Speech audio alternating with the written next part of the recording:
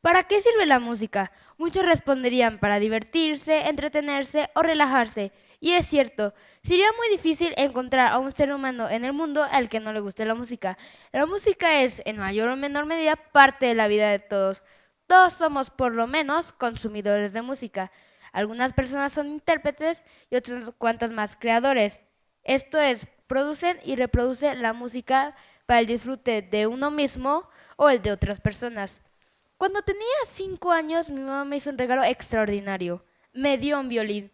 Resulta que en mi escuela tenían la buena idea de que todos los niños aprendiéramos a tocar el violín a partir de los 3 años, así que todos lo hacíamos. Todos adquiríamos poco a poco la habilidad de producir sonidos más o menos melodiosos de este enigmático instrumento. En ese entonces yo no lo sabía, pero en realidad son muy pocas las personas, no son muy pocas las escuelas que dan tanta importancia a la música en la educación. Una de las primeras personas que pensó que los niños podían y deberían aprender a tocar un instrumento musical en los primeros años de su vida fue Shinichi Suzuki. Suzuki fue una persona que dedicó gran parte de su vida al estudio del violín. Nació el 7 de octubre de 1898 en Japón, hijo de un fabricante de violines y de ahí su amor y su pasión a la música. Inició sus estudios de violín en el Conservatorio de Tokio en 1915. Luego, más tarde, a los 26 años de edad, se fue a Berlín, Alemania, para practicar el violín. Y es ahí en donde conoció a nadie más que el mismísimo Albert Einstein. Como dato curioso, les contaré que Albert Einstein era un gran aficionado del violín. Después, Suzuki decide volver a Japón para transmitir sus conocimientos a los niños chiquitos. Y es cuando se le ocurre, si todos los niños logran aprender a hablar, no importa la dificultad de la lengua materna, ¿por qué no hacer lo mismo con la música? Y con esa idea hizo el método Suzuki, que es un método que para que un niño aprenda a tocar un instrumento musical de una manera más natural. El método está enfocado principalmente para los niños, pero puede ser un buen método para un adulto que esté interesado en aprender el violín. Aunque Suzuki se enfocó principalmente en el violín, este método ha sido utilizado en otros instrumentos. Hay cuatro ideas primordiales en la filosofía de Suzuki. La primera, el ser humano es producto del ambiente en el que lo rodea. Se refiere a que si un niño crece en un ambiente enriquecido y estimulante, su cerebro se va a desarrollar más y mejor que el de uno en un ambiente limitado y poco estimulante. La segunda, cuanto antes mejor, no solo en la música sino en el aprendizaje. Se refiere a que cuanta más temprana edad uno empiece a aprender y a tocar música, mejor lo hará cuando crezca. Tercera idea, la repetición de las experiencias es importante para el aprendizaje. Las experiencias que se repiten son conexiones neuronales en el cerebro que se refuerzan. En el violín se refiere a practicar y practicar y practicar todas las piezas, aun las que hayas aprendido tiempo atrás, ya que con la repetición de las pisadas creas nuevas piezas. Tomando fuera del contexto del violín, cualquier cosa que hagas con la suficiente duración, intensidad y repetición quedará grabado firmemente en nuestro cerebro. 4. Tanto los maestros, los estudiantes como los padres deben ser parte del desarrollo del niño para crear un ambiente más favorable para su educación.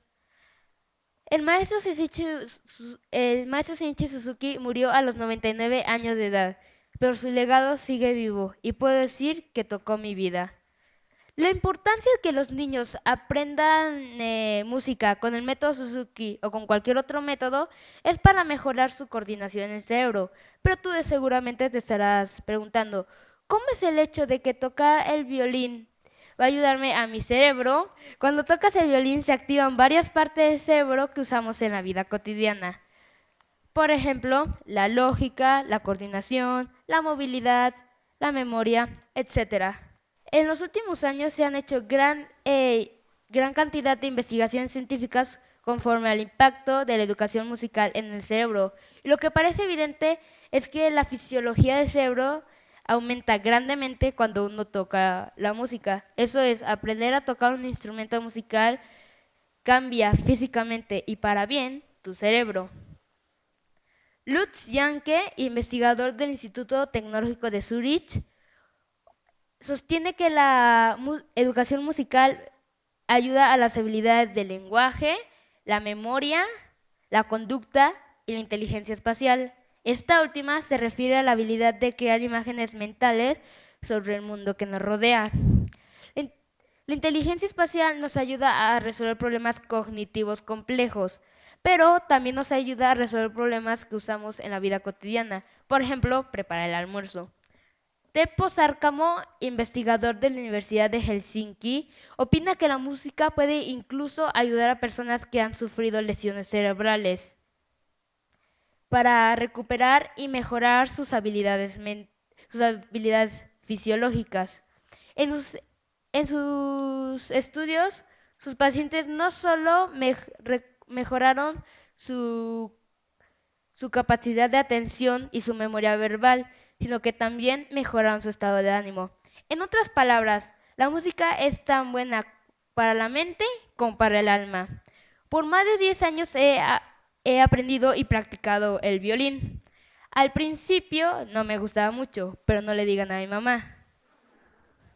Me aburría un poco, pero estoy feliz de haber perseverado y que mi mamá haya insistido en ello, ya que hoy disfruto mucho de la música que busco, como pudieron ver.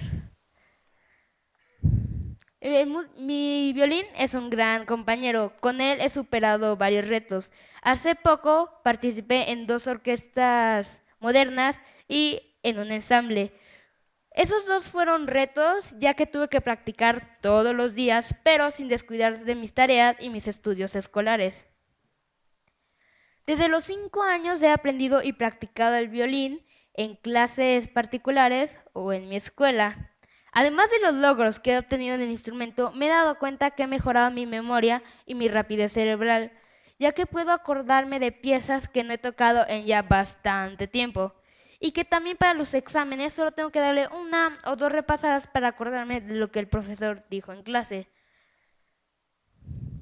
La música nos desarrolla el cerebro, nos hace más disciplinados y perseverantes, nos mejora la memoria, nos hace más creativos y sensibles, pero más importante, nos hace estar en contacto frecuente con la parte más humana de uno mismo.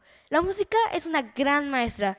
Entonces, ¿por qué su trabajo en las escuelas ha sido minimizado o hasta en algunas ocasiones ignorado completamente?